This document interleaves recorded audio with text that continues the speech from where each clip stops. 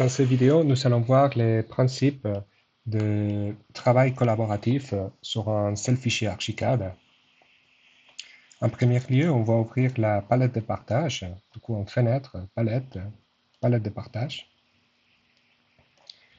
Cette palette, il nous donne déjà une vision de tous les utilisateurs qui travaillent sur ce projet.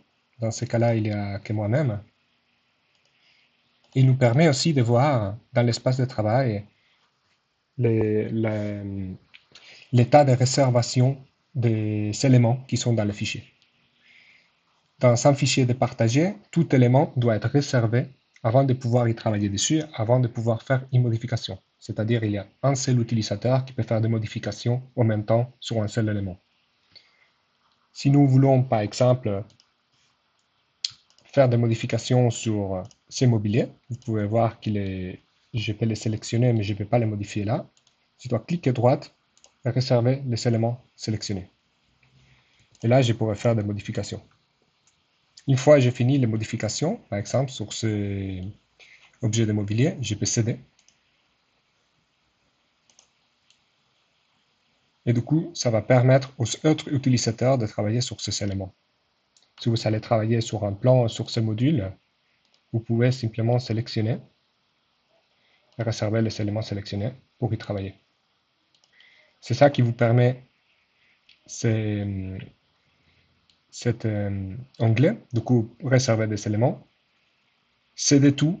Il va céder tous les éléments que vous avez sélectionnés dans ce projet pour que les autres collègues puissent travailler.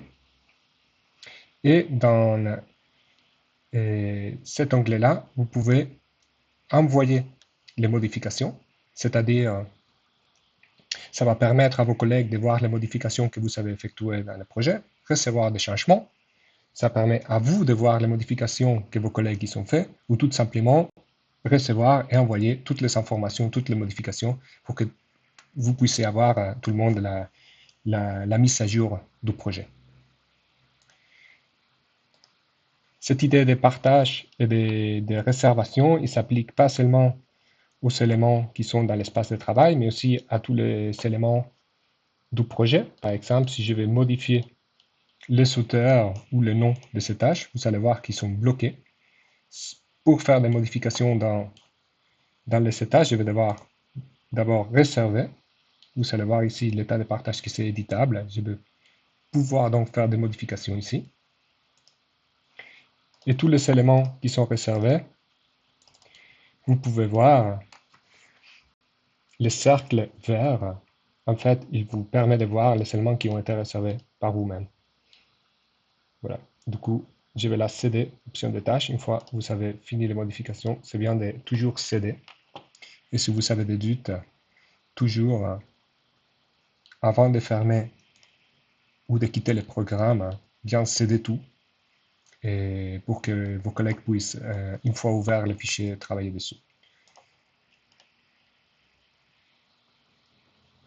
La logique de réservation s'applique aussi à tout ce qui sont les attributs d'éléments du projet. Du coup, si vous voulez modifier le jeu de stylo, il faut d'abord réserver ou modifier des structures composites. Vous voulez créer une nouvelle structure composite, il faut tout d'abord réserver pour pouvoir faire des modifications. Voilà, ça c'est le principe de réservation dans un projet collaboratif.